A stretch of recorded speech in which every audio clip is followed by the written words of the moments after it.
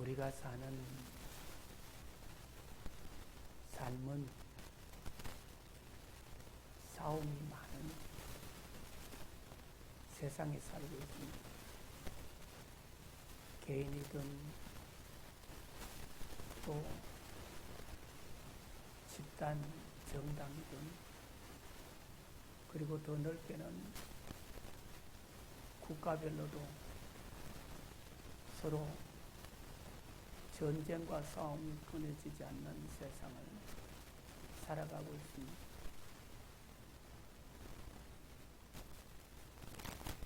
우리가 싸움을 할 때 보면은 누가 이긴지 알겠습니까? 싸움을 할 때는 이기려고 하거든요.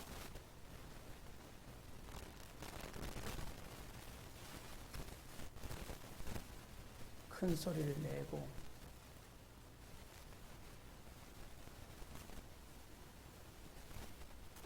또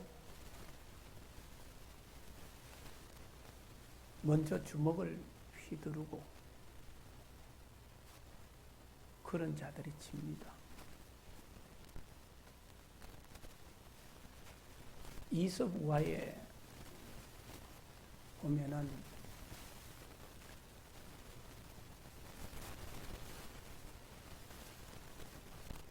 북풍과 태양이 심심해서 내기를 합니다.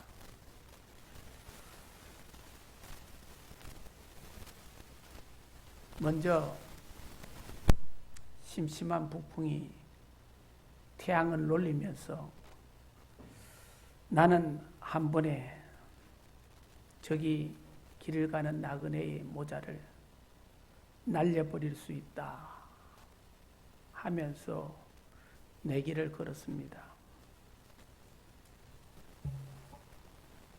북풍이 먼저 세찬 바람을 몰고 왔지만은 나그네는 자기의 옷을 더욱 단단히 여몄습니다. 바람이 더 세게 불어대자 추위에 못 견딘 나그네는 여분의 옷까지 입었습니다. 크게 낙담한 북풍은 태양에게 기회를 넘겨주었습니다. 태양, 너가 해보아라고. 태양이 아주 부드러운 빛을 내리쬐자 나그네는 모자를 벗고 또 여분의 옷을 벗었습니다. 태양이 다시 뜨거운 열기를 내뿜자 더위를 견디지 못해서 나그네는 근처 강으로 달려가 나머지 옷을 모두 벗고 강으로 뛰어들어 목욕을 하였습니다.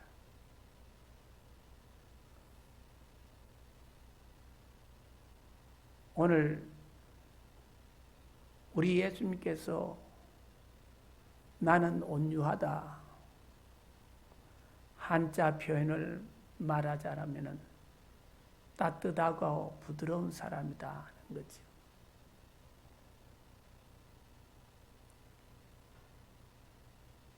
자연의 현상에서도 보면은 태풍이 불고 바람이 심하게 불 때에, 세차게 불 때 그 나무들은 부러지고 넘어지는데 저 들판에 있는 보잘것없는 풀이라든지 갈 때는 넘어지지 않습니다. 왜 그렇습니까? 부드럽기 때문에, 유연하기 때문에. 우리도 세상을 살아가면서 우리 믿는 그리스도인들이 세상을 이기고 승리하는 비결 중에 하나가 예수 그리스도의 마음을 닮아가지고 온유하면은 세상을 이깁니다. 예수님은 나는 온유하다 말씀하셨습니다. 그래서 너희들이 내게 와서 배우라 했습니다. 그리고 예수님께서 말씀하시기를 내가 세상을 이겼다라고 말씀합니다. 예수님처럼 부드럽고 따뜻한 온유한 사람이 되어야 되겠어요. 그리고 동물이나 바다에 있는 고기를 보더라도 힘이 센 것들이 살아남고 번식을 많이 할 것 같지만 그러나 힘이 세면 셀수록 덩치가 크면 클수록 멸종하기가 쉽습니다. 요즘 동물학자들의 말을 빌리면은 이 동물의 최고의 먹이 사슬에 있는 가장 힘이 센 사자나 호랑이 이런 동물들이 얼마를 가지 않으면 멸종된대요.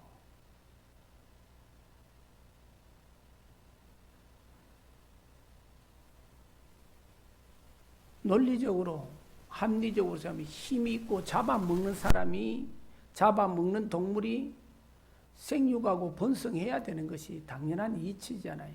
살아남아야 돼. 그래서 약육강식이라 그러잖아요. 약육강식의 법칙에 보면은 분명히 강한 자가 살아남아야 되는데 오히려 강한 자가 죽고 빨리 멸종한다는 거예요. 그런데 약한 저 풀을 뜯어먹는 초식동물 대표적인 예로 토끼는 많이 번식합니다. 멸종되지를 않습니다. 바다에도 마찬가지입니다. 고기를 보더라도 덩치가 크고 이런 고래들 먹이를 먹되 한두 마리가 아닌 입을 벌려서 그냥 집채만한 그 입을 벌려가지고 집채만한 고기들을 삼켜버립니다. 그러면 그 고래들이 번성하고 그렇게 돼야 되는데 고래들과 이런 것들이 빨리 멸종한다는 거예요. 참 신기하죠, 그죠? 이거는 세상의 법칙으로서 설명이 되지 않는 겁니다. 그러나 하나님의 말씀에 비추어 보면은 우리는 충분히 알 수가 있습니다. 지혜를 얻을 수가 있습니다. 온유한 자가 약한 것 같으나 부드럽고 연한 자가 순종하는 자가 살아남는다는 것, 그리고 번성한다는 것을 우리는 알 수가 있습니다. 사람들도 마찬가지입니다. 세상을 호령하는 왕은 그 가문과 조선은 오래 가지를 못합니다.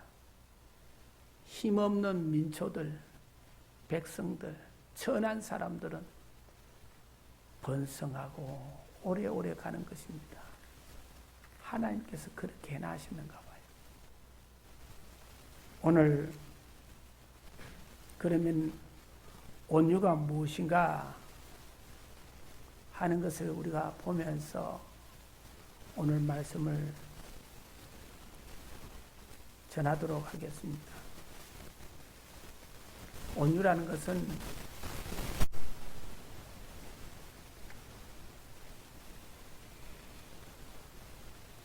야생의 동물들을 사람들이 잡아와서 집에서 길들여가지고 사람에 의해서 순종하고 잘 따르는 것을 온유라 그래요. 제가 어릴 때 경운기도 없고 트랙터는 더욱더 없고 차는 볼 수도 없는 그런 어린 시절을 제가 보냈습니다. 6.25 이후에. 그런데 우리 할아버님, 돌아가신 할아버님이 그 소를 얼마나 길 잘 들이고 그 소가 주인에게 순종을 잘하는지, 그 어린 학교도 들어가지 않는 이제 5살, 6살, 7살밖에 되지 않는 그 저의 손에 고비가 잡히는 그 소가 얼마나 순종을 잘하는지, 그래서 제가 풀도 먹이러 가고 또 짐을 싣고 달구지, 우리 경상도 고향에 있는 말로는 구루마, 우르마를 또 옮겨주면 제가 구루마에 타고 있기만 하면 소가 지가 알아서 그 좁은 골목길, 기역자 되는 그런 골목길, 리얼자 되는 골목길 다 알아서 자기가 팍 몰고 가는군. 참 신기합니다. 사람도 걸어가기 힘드는데 얼마나 잘. 이것을 가르쳐서 온유라, 온유를 학문적으로 깊이 연구하면은 3가지 개념이 있습니다. 온유라는 것은 헬라어로 토라우스인데, 이 윤리적으로 우리가 살아가는 우리 인간의 생활 윤리적으로 해석하면은, 첫째는 온유라는 것은 극단에 서지 않는 것을 말합니다. 온유한 사람이다 하면 극단에 서지 않는 것. 여러분 어느 쪽이든지 극과 극에 서는 것은 온유가 아닙니다. 우리 동양 사상으로 보면 중용이라고 봐도 되겠죠. 그래서 일찍이 헬라의 철학자 고대 아리스토텔레스는 온유를 하나님의 덕이다. 그렇게 할렐루야. 세계적인 학자가, 석학자가 고대 일찍이 그는 깨달았어요. 하나님의 덕이다. 우리 대구 동교회 모든 성도들이, 그리고 저는 저 자손 후대들이 온유한 사람의 되기를 간절히 바랍니다.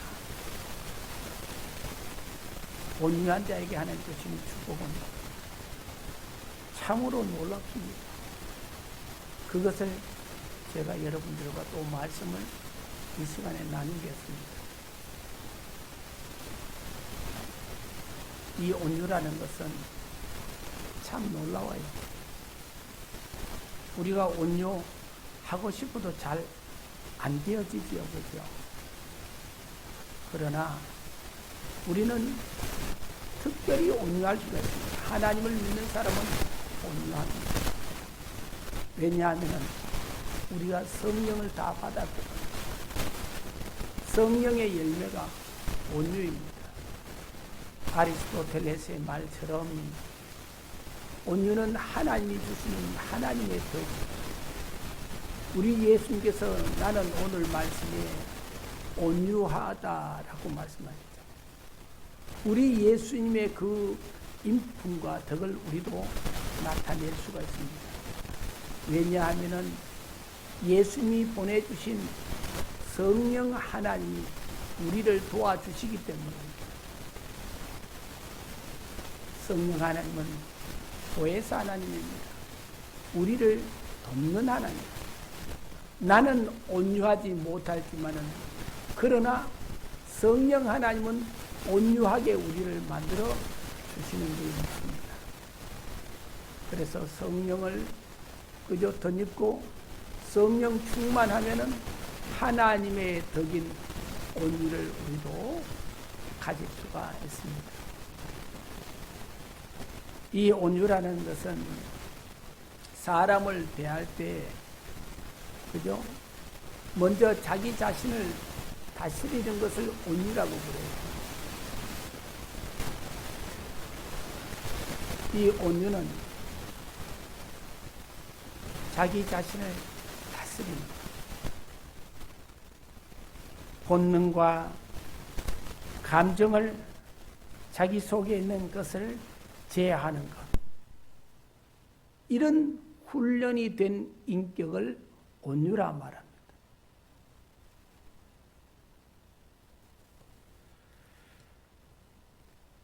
그리고 세 번째는 온유를 지난 주에 설교한 겸손이라고도 합니다. 온유하고 겸손이라는 것은 말의 어근이 같습니다. 온유한 자는 겸손하고 겸손한 자는 온유합니다. 오늘 지난 주일과 함께 곽선희 목사님의 글 가운데 제가 발췌해서 겸손은 온유한 마음입니다. 온유는 뭐라 했습니까? 내적인 것이라면은 겸손은 나타나는 외적인 모습입니다. 이 대표적인 사람이 종교개혁자요. 우리 대한예수교 장로회, 우리나라의 제일 큰 교단이잖아요. 이 장로교를 창시한 분입니다. 이 존 칼빈 선생이 그는 또한 오늘날 같으면은 국회의원, 정치가이기도 합니다. CEO에서 활동을 했으니까요. 그가 젊었을 때 스트라스버그에 공부하러 가는 길에 스위스 제네바에 잠깐 들렸습니다. 그때 제네바에 있던 친구 윌리엄 파렐과 교인들이 칼빈 선생 보고 이곳에 머물러서 우리와 함께 통역하자 그렇게 간청했습니다. 그래서 칼빈은 이것이 하나님의 뜻인가 강권하기에 그는 순종하고 거기서 주의 일을 했습니다. 그때는 전쟁의 시기라 가지고 각곳에 모여드는 많은 피난민을 상대로 해서 하루에 3번씩 설교를 했다고 합니다. 이토록 그는 열심히 그 신앙의 양심적으로 열심히 목회를 하고 말씀을 전하고 가르쳤습니다.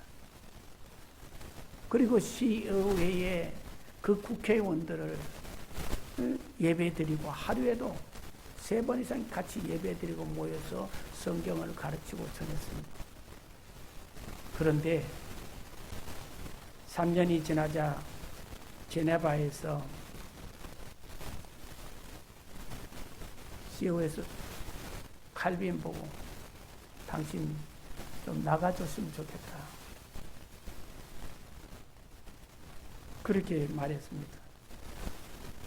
그래서 칼빈은 처음에 자기가 스트라스버그에 가서 공부를 하러 마음을 먹고 가는 길에 여기에서 제네바에서 그가 목회를 했기 때문에 그는 이것도 하나님의 뜻인가 싶어서 그는 못한 공부를 하기 위해서 스트라스버그에 가서 열심히 신학 공부를 했습니다. 그러고 있는데 3년이 지난 후에 또 다시 제네바에서 존 칼빈 선생이 필요합니다 하고 다시 부르는 거예요.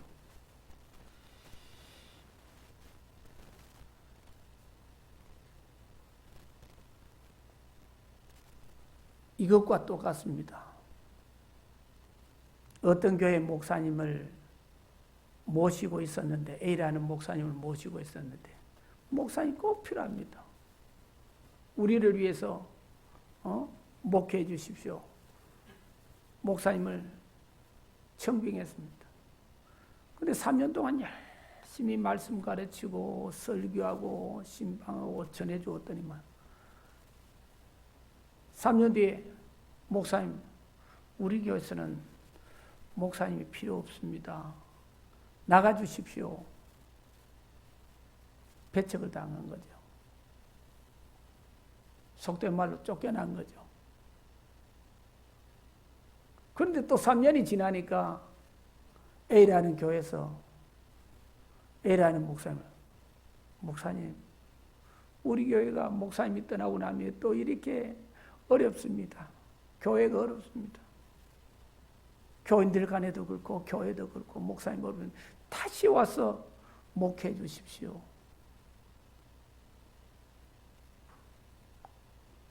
그런 것과 같습니다. 인간적인 생각에 어떨 것 같아요? 나를 배척하고 쫓겨낼 때는 언제고, 내가 열심히 하루에 3번 설교하고 가르치고 전하고 밤낮으로 했는데 그 수고는 간 곳 없고 그 사랑은 간 곳 없고 이렇게 전하니 나를 쫓아내다니 괘씸한 것들 다시 가고 싶겠어요? 안 가지요.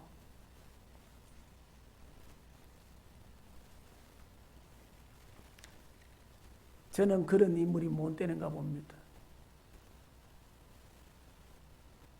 저는 대구 영락교회에 어려움이 있을 때 저를 목회 정말로 잘하고 있는 그 교회에서 창의애들이 와가지고 목사님 제발 우리 교회 오십시오. 이력서도 내지 않는데 와서 저를 모셔가세요. 저를 데리고 왔어요. 그때요, 동네 사람들이고 심지어는 가난한 자 거지까지 전부 다 울면서 나와가지고 저 이삿짐 그 트럭을 막아서면서 울고 불고,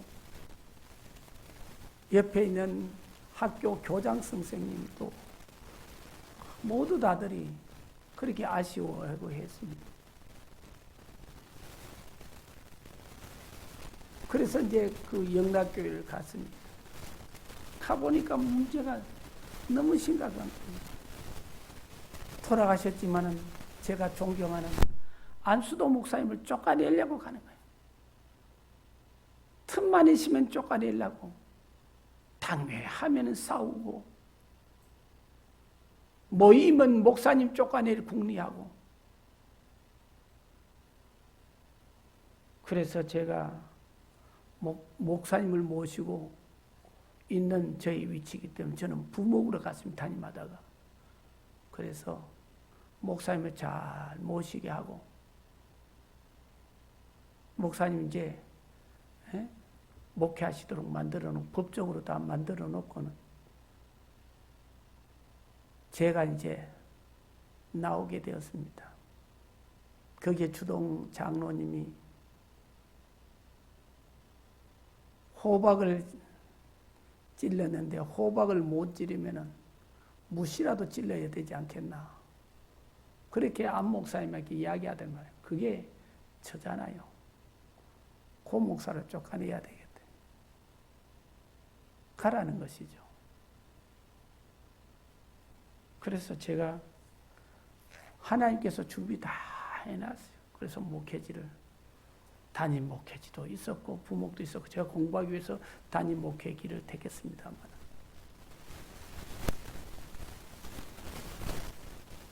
여러분 그래서 저는 이렇게 말했습니다. 그 장로님이 저를 보내면서 값비싼 그저 식사로 대접을 하되 그때 당시의 돈으로 40만 원짜리 50만 원짜리 식사를 대접하더만요. 그는 부자가 아니라 갑부기 때문에. 그래서 그분이 또 좌지우지를 꾀하니 목사님, 안 목사님 나가시고 나면은 목사님을 모시겠습니다. 목사님 제발 와주시고 허락해 주면 저는 젊은 혈기가 있어 온유하지 못하고 이렇게 대답했습니다. 내가 죽었으면 죽었지 영락교회는 안 온다고. 당신네들이 영락교회가 큰 교회로 보이느냐고. 내 눈에는 영락교회가 절대로 크고 좋은 교회로 안 보인다. 당신네들이 보기에 이 교회가 좋은 교회로 보이느냐고. 내 신앙의 눈으로 목회자의 관점에서 볼 때는 좋은 교회가 아니다. 그리고 단호히 거절했습니다. 그러자 그 장로님이 저 식사의 자리 마치고 나면 이렇게 대답합니다. 목사님, 다시 먹지 않는다고 침 뱉고 간 우물물을 다시 먹는다고 하는 어른들의 성년들의 말씀이 있습니다. 라고 말씀을 하시더만요. 그때 안수도 목사님이 듣고 있다가 고 목사님을 다시로 모시려고 그러는 말씀이다 라고 합니다. 저는 온유하지가 못했어요. 그리 하나님께서 큰 그릇을 안 맡겼죠. 개척교회 조그만한 교회 맡겨가지고 열과성을 다하도록 맡겼는 줄 저는 그렇게 믿고 지금도 생각합니다. 칼빈은 그런 그릇이 아니었어요. 다시 배척을 했는데 갔습니다. 그리고 여전히 예전과 같이 사랑하면서 말씀을 전하고 그는 기독교 강요, 우리 주님 오실 때까지 우리 장로 교단에 장로 교리의 부류에 참 저서 명작을 기독교 강요라는 것을 집필하고 그리고 그가 주석을 신구약 주석을 썼습니다. 얼마나 훌륭합니까? 이것이 온유요 겸손입니다. 하나님의 뜻을 생각하여 겸손한 마음으로 그는 다시 돌아왔습니다. 이것이 참된 온유입니다. 스스로의 무지와 연약함을 인정하고 필요를 아는 겸손이 그에게 있었기 때문에 하나님께서는 종교개혁가요, 참 주석가요, 신학가로서 불후의 명작 기독교 강요를 저술하여서 지금 이후 사도 바울 이후 그 다음 제 칼빈 이후에 오늘날까지 칼빈과 같은 인물이 아직까지도 나타나지 않았습니다. 참으로 놀라운 일이죠. 저도 모르겠습니다. 그때 제가 승낙을 하고 온유한 마음을 가졌더라면 하나님이 또 어떻게 사용했었는지 모르지요. 그러나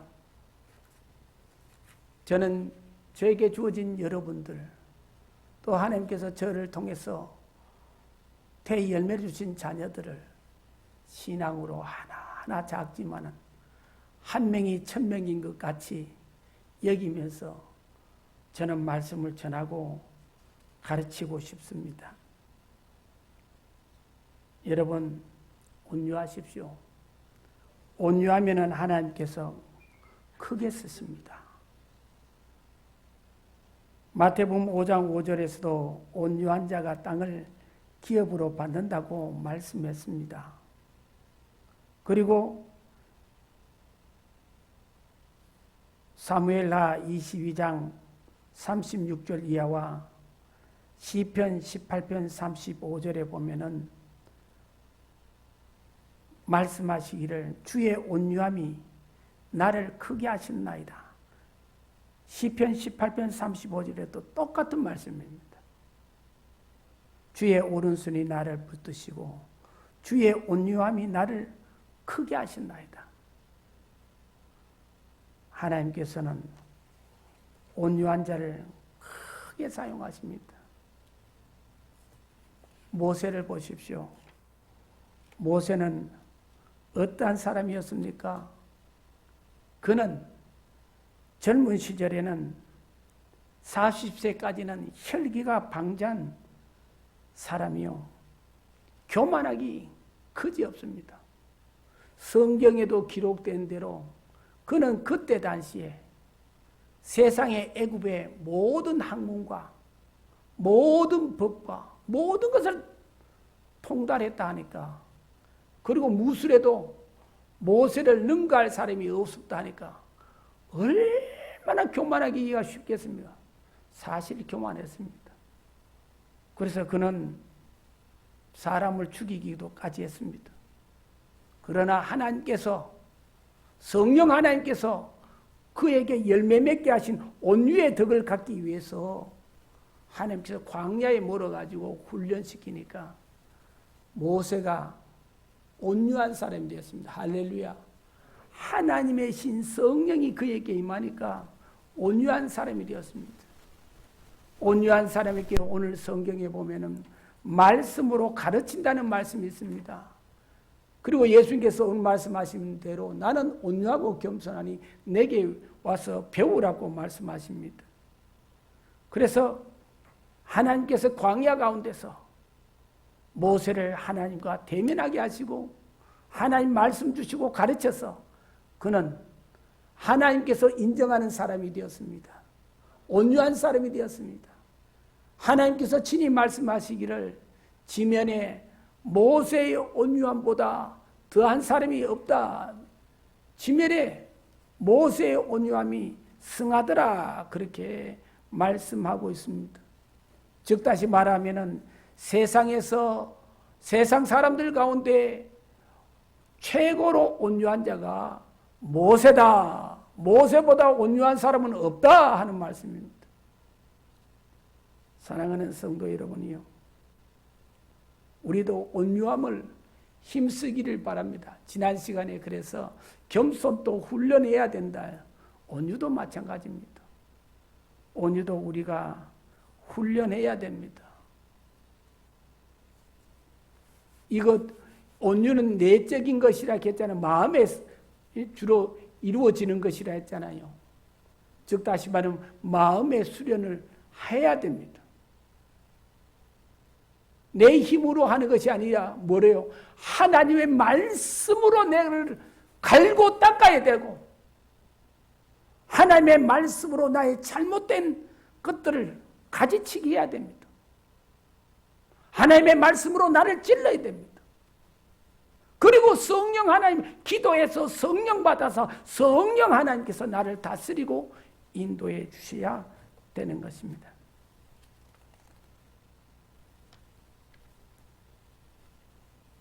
온유한 사람은 그래서 자기 자신을 다스리고 자기 자신을 닦는 사람입니다. 온유한 사람은 다른 사람들에게 대해서 너그러운 사람입니다. 이 너그러움은 어디서 나옵니까? 우리 마음에서 나옵니다. 다른 사람들 앞에서 온유함이란 내게 해를 입힌 사람, 모욕을 주고 상해를 주는 악한 사람들까지도 용납하는 것입니다. 다윗이 압살롬의 반역으로 피난길에 올랐을 때 시므이가 그에게 저주를 퍼부었습니다. 시므이는 다윗 왕을 따라다니면서 계속 비방하고 다윗의 신하들에게 돌을 던졌습니다.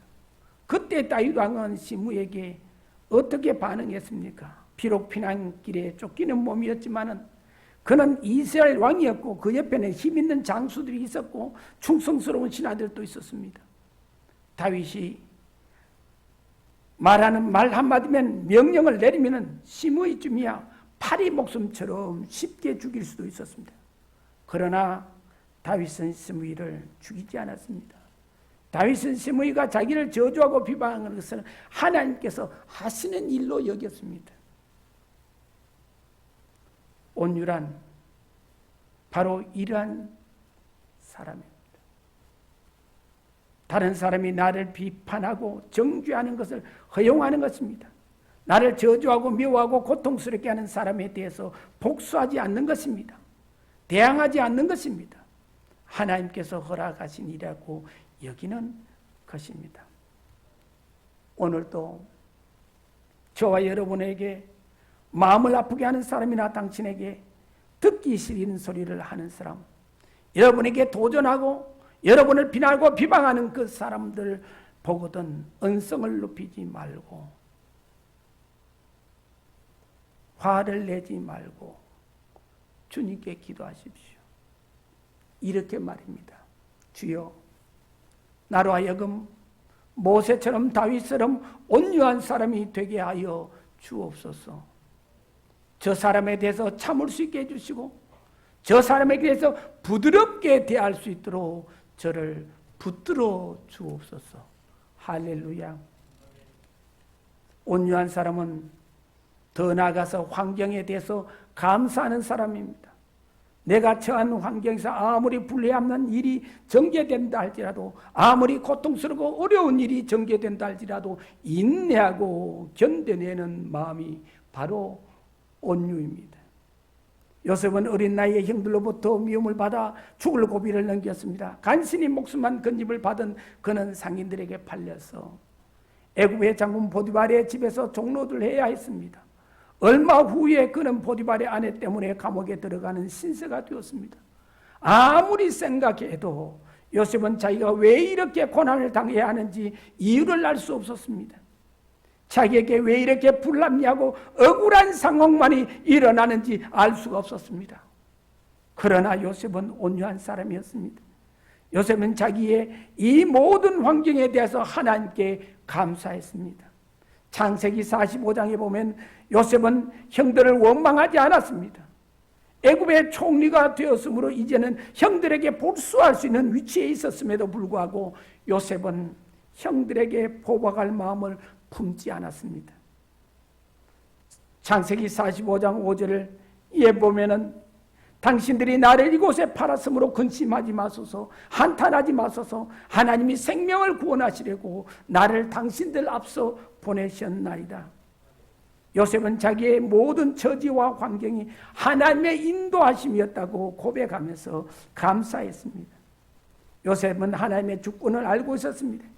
인생의 모든 일이 하나님의 손에 달려있다는 것도 알고 있었습니다.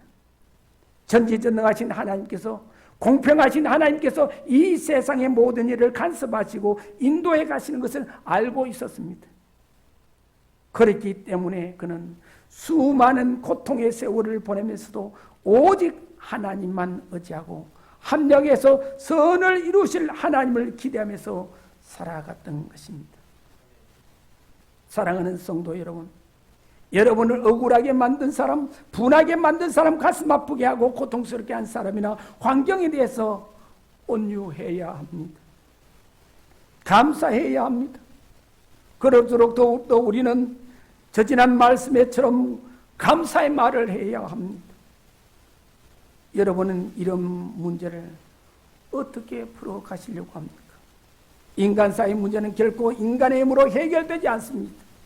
우리가 예수님의 십자가의 은혜를 알 때, 예수님을 보내주신 하나님의 그 크신 사랑을 알 때 우리의 분노는 사그러집니다.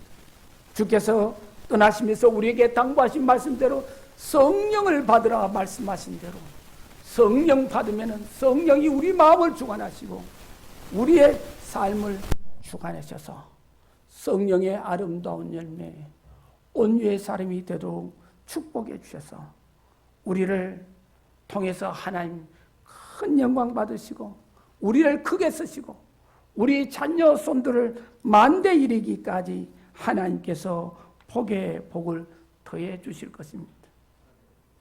그래서 우리가 이 온유한 사람을 유지할 수 있는 것도 성령 받아야 합니다. 그리고 우리가 이 성령을 유지하려면 성령 받아서 성령은 뭘 합니까? 오직 성령이 너에게 임하시면 우리 주님께서 당부하신 그 일을 합니다. 땅 끝까지 이르러 내 증인이 되라. 예루살렘과 유대와 사마리아와 땅 끝까지 이르러 내 증인이 되라 하신 그 말씀을 이루어 가는 것입니다. 그것이 무엇입니까? 주님께서 나에게 주신 멍에입니다. 오늘 마태복음 11장 29절에 나는 마음이 온유하고 겸손하니 나의 멍에를 메고 내게 배우라. 사랑하는 성도 여러분이요, 우리가 온유함을 우리가 계속 유지하고 온유한 사람이 되고 온유한 복을 누리기 위해서 하나님이 더 크게 하시고 우리와 우리의 자녀 손들을 축복하시고 우리 교회를 축복하시기 위해서는 우리 주님께서는 멍에를 주시는 거예요. 그 멍에를 매면은 우리는 온유한 자가 될 수가 있습니다.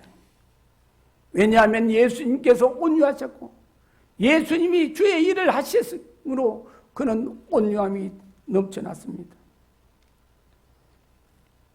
주의 멍에를 매면은 온유한 사람이 됩니다. 다시 말해서 온유한 사람이 되려면 멍에를 메어야 됩니다. 주의 일을 지속적으로 해 나갈 때, 계속적으로 해 나갈 때, 주님 오시는 날까지 우리가 그 일을 할 때 우리는 온유한 자가 됩니다. 오늘 설교를 준비하면서 온유한 하나님의 말씀을 제가 신구약을 찾아봤는데 놀라운 말씀이 있었습니다. 시편 76편 9절에 보면은 하나님이 땅의 모든 온유한 자를 구원하시려고 심판하러 일어나실 때로다 셀라. 할렐루야. 우리 주님이 오심도 마지막 심판하러 재림하러 오심도 누구를 위해서? 온유한 자를 구원하시려고 오셨다.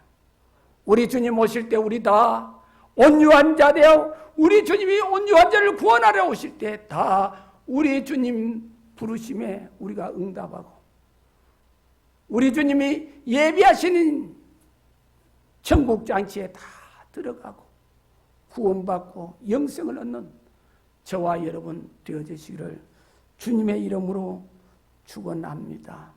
기도하겠습니다. 고마우신 하나님 아버지 감사합니다. 우리 주님께서 나는 온유하고 겸손하니 내게 와서 배우라 말씀하셨습니다. 2주간에 걸쳐서 우리 주님의 온유하심과 겸손에 대해서 말씀을 듣고 배웠습니다. 이 말씀들을 마음에 깊이 새기면서 우리도 예수님처럼 온유한 삶을 사는 저희들 되게 하여 주셔서 우리 하나님께서 아버지 다윗이 고백한 것처럼 성경에 말씀하신 것처럼 주께서 온유함을 나에게 허락하사 나를 크게 하셨나이다. 내 걸음을 넓게 하셨고 나를 실족지 않게 하셨다는 아름다운 축복이 우리의 인생의 삶 가운데 있게 하시고 아버지 하며 우리가 온유함으로 우리와 우리의 자녀 손들이 누릴 온유하던 자능은 땅을 차지하며 풍성한 화평으로 즐거워하리라던 아름다운 축복이 우리 자손 만대에 있게 하시고 환난 많고 죄 많고 아버지 사고 많은 이 세상 가운데서 오늘 아버지 말씀 주신 것처럼 아버지 나는 마음이 온유하고 겸손해 나의 멍에를 메고 배우라. 그리하면 너희 마음이 쉼을 얻으네.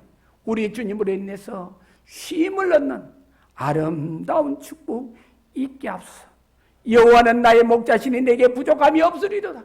그가 나를 부지전 초장에 누이시며 쉴 만한 물가로 인도하시는 또 다른 아름다운 축복이 우리 대구동교회와 오늘 말씀을 은혜받고 마음에 새기며 살기를 원하는 하나님의 덕을 끼치기를 원하고 하나님의 우리 주님의 인품을 갖고 살아가자 하는 하나님의 백성과 자녀들 위해 항상 함께하여 주셨기를 예수님의 이름으로 기도드리옵나이다.